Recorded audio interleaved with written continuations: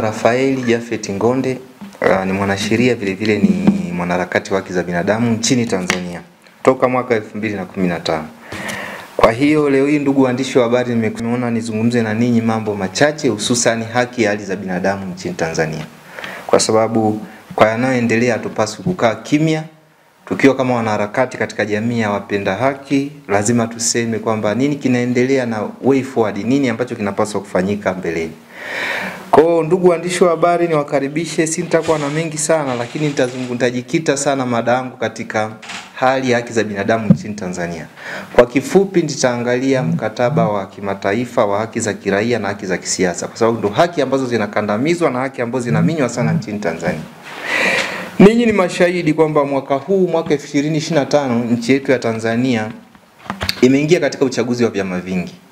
Lakini chaguzi hii imekuwa ikipigiwa makelele kwa kiwango kikubwa sana na jamii za ndani na jamii za nje za kimataifa, ikiwemo balozi ya Marekani pamoja na balozi nyingine za Umoja wa Ulaya. Lengo hasa ni kuona kwamba haki za binadamu zimekuwa zikikandamizwa sana, hususan haki za kiraia na za kisiasa. Sasa tumekuwa mashahidi pia katika ndani ya nchi yetu kumekuwa na kesi ambazo zimetokana, kesi za kisiasa, tunasema political case. Kesi mojawapo ni hii inayomhusu mwenyekiti wa Chama cha Demokrasia na Maendeleo, na maanisha Tundu Antipas Lissu. Nitajaribu kuelezea mwenendo wa ile kesi.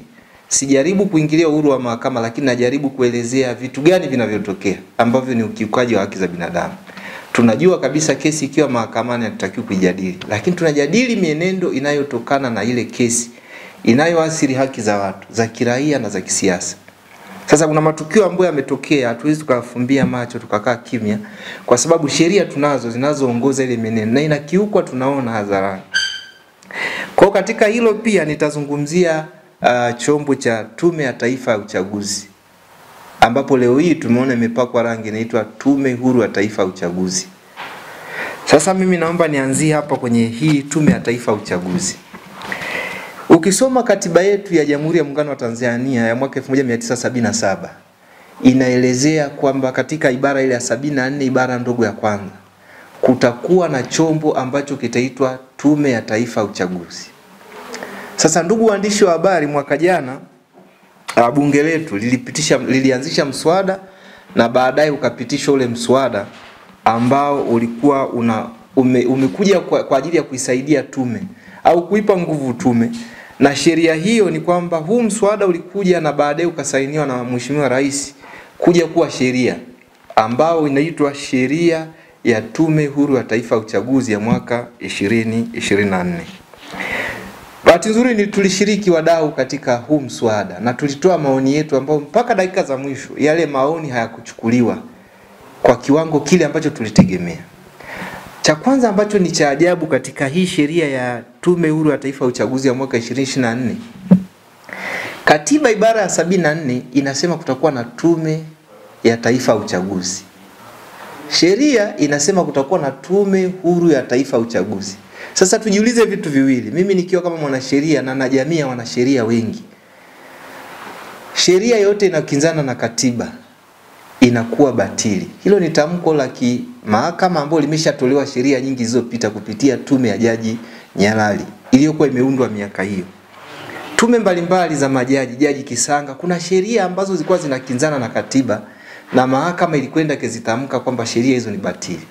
Sasa leo hii tujiulize, sisi wa Tanzania tunasema tuko kwenye uchaguzi.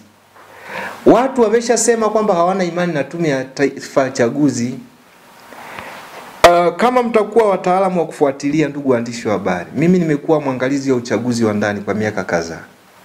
Ukisoma zile ripoti zote za Tume ya Taifa ya Uchaguzi za wadau ambao ni waangalizi wa ndani na wa nje ya nchi, zimetoa katika mapendekezo kwamba Tume ya Taifa ya Uchaguzi inapaswa kuwa huru. Sasa leo hii tumeona kupitia bunge la kijani, maanisha bunge la chama kimoja lililopita lililoisha, lile bunge limeenda kupitisha sheria ambayo hiyo sheria inakinzana na katiba. Yaani sheria imeanzisha Tume Huru ya Taifa ya Uchaguzi, katiba inatambua Tume ya Taifa ya Uchaguzi. Sasa kama kuna mgongano wa hivi viwili, kipi kina prevail? Katika sheria tunasema the prevailing will be the constitution, yani katiba katika mazingira hayo itakaa juu na ile sheria itatangazwa kuwa batili. Kwa mrengo huo niseme hivi, kilichofanyika hii tume ya taifa inajiita au inajipambanua kumbe Tume Huru ya Taifa ya Uchaguzi ni chombo ambacho ni batili. Sasa kama chombo chenyewe kinachosimamia uchaguzi ni batili, tutegemea uchaguzi utakuwa huru na haki? Haiwezekani, kwa sababu tume yenyewe ni batili, haipo kisheria, inakinzana na katiba. Mimi nilitegemea na tulitoa maoni kupitia Jukwaa la Katiba Tanzania, kupitia TCD, Tanzania Center for Democracy, Kituo cha Demokrasia Tanzania. Tulikuja na mswada tukaujadili, tukapendekeza kama itafaa ni vyema tukarekebisha katiba. Basi tufanye marekebisho ya katiba machache ambayo yataipa nguvu pia hii sheria. Sasa kilichofanyika ni kwamba punda amepakwa rangi ili aonekane punda milia, kitu ambacho sio sahihi kabisa. Sisi wa Tanzania watu wanauelewa. Leo hii ukituambia kwamba hii Tume ya Taifa ya Uchaguzi ni tume huru, sina haja ya kutoa mifano mingi. Tumeona katika wagombea walioingia katika uchaguzi, wengine wamewekewa mapingamizi ambayo hana kichwa wala miguu.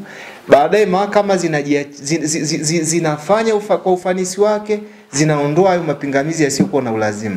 Lakini tunaona kila siku imekuwa ni technical, yani kila siku imekuwa na vitu ambavyo ni vya kiufundi vinavyoathiri haki za watu, katika haki za kiraia na za kisiasa. Kwa hiyo Tume ya Taifa ya Uchaguzi, ukiangalia hii sheria ya Tume Huru ya Taifa ya Uchaguzi, hiyo sheria ambayo imekuja kusimamia uchaguzi. Hii Tume Huru ya Taifa ya Uchaguzi ukisoma katika kifungu cha 7 kinaeleza sifa za wajumbe wa Tume ya Taifa ya Uchaguzi. Imerudi pale pale, yani kiini macho. Kwa maana gani? Inasema hivi, sifa mwenyekiti wa Tume ya Taifa ya Uchaguzi na makamu mwenyekiti wanapaswa kuwa na sifa ya mtu ambaye amewahi kuwa au ambaye anaweza kuwa jaji wa Mahakama Kuu au jaji wa Mahakama ya Rufaa. Sasa tujiulize leo hii, ndugu waandishi wa habari, jaji wa Mahakama Kuu au Mahakama ya Rufaa anateuliwa na nani? Anateuliwa na rais. Tumerudi pale pale kwenye ile ibara 74 ibara ndogo ya pili B, ile ya kule kwenye katiba. Kwa nini kilichobadilika? Watu walipiga kelele kwamba hawa watu wasiteuliwe na rais. Tuchukue mfano wa wenzetu Kenya kupitia katiba ya mwaka 2010. Marekebisho waliyofanya kupitia Tume Huru ya Taifa ya Uchaguzi ya Kenya.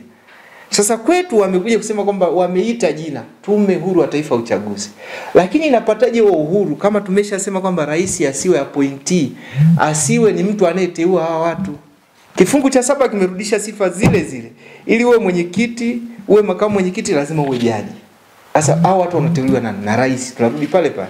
Kwa tunapoteza rasilimali fedha, tunapoteza rasilimali muda kujadili vitu vile vile ambavyo havina msingi kwa taifa letu. Leo hii tunabaki na kusema kwamba tuna Tume Huru ya Taifa ya Uchaguzi.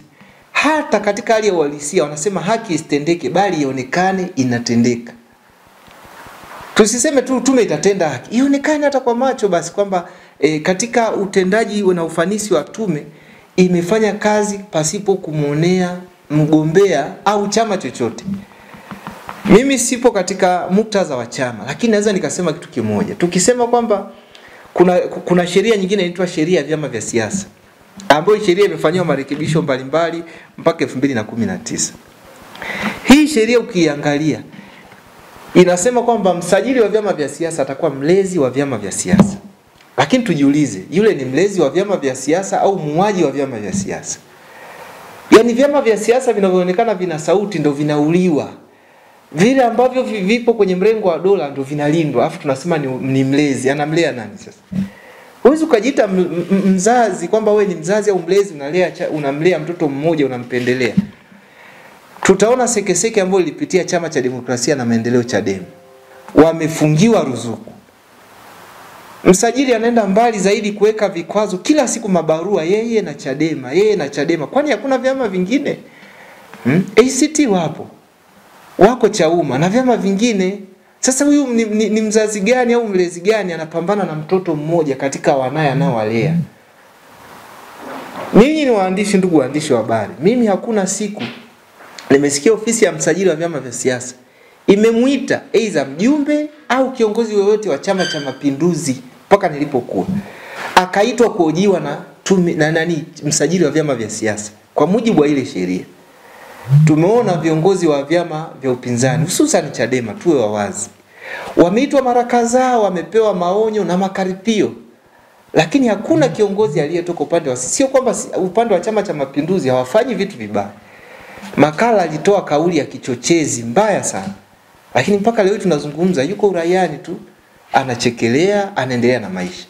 Sasa kwa nini tuwe na double standard kwenye nchi moja? Tunasema tuna sheria ya vyama vya siasa.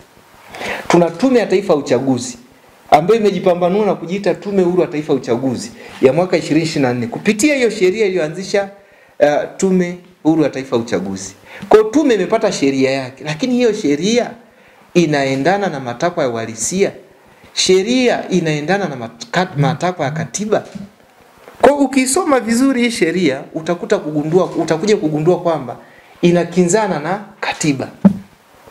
Kwa njia sahihi wadau ambao tulipendekeza, Mheshimiwa Rais alitoa hili mezani ili kufanyika mabadiliko ya katiba. Na hilo tulilisema mwanzoni kabisa mwa mwaka jana kwamba inawezekana hata kupitia bunge hili tupeleke marekebisho madogo.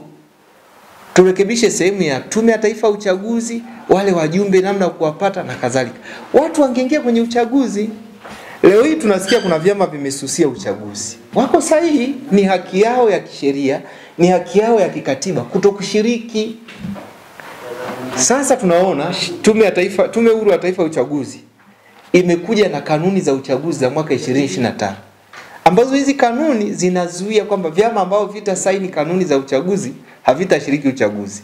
Sasa mimi kama mwanasheria najiuliza, na sisi na ninyi kama waandishi wa habari mjiulize.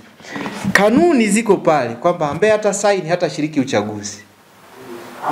Chama hakijashiriki. Sasa kama chama hakijasaini zile kanuni, katiba inasemaje? Kati ya katiba na hizi kanuni za tume, kipi kina nguvu? Ni katiba.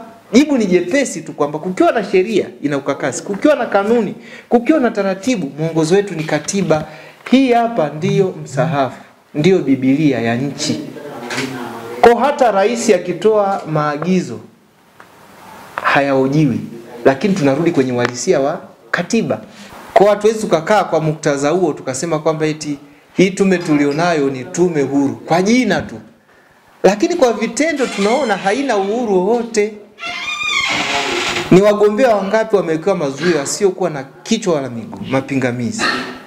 Leo hii tunasema kwamba hii ni tume huru. Tume huru kwa msingi ipi? Tuna ofisi ya msajili wa vyama vya siasa inayoelea vyama vya siasa. Kuna vyama vya siasa ambao vinasema sisi tunahitaji reforms hizi na hizi na hizi. Na kuna vyama ambao vimeingia kwenye uchaguzi hivi vyama havipingi kwamba kuna tofauti zilizopo katika sheria yetu ya uchaguzi. Katika sheria ya Tume Huru ya Taifa ya Uchaguzi. Kwa sheria za uchaguzi kuna shida. Tume yenyewe kuna shida. Vyama vya siasa kuna shida. Sasa hawa watu wanawezaje kwenda kwenye uchaguzi wakaambiwa utakuwa huru na wa haki? Haki isionekane tu kwamba isisemwe tu kwamba inatendeka. Ionekane hata kwa macho basi inatendeka.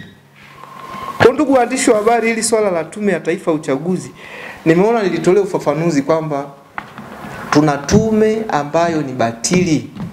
Hatuna tume ambayo ina mamlaka ya kikatiba. Leo hii hata uchaguzi mimi naweza nikasema ni uchaguzi ambao una najisi katiba yetu.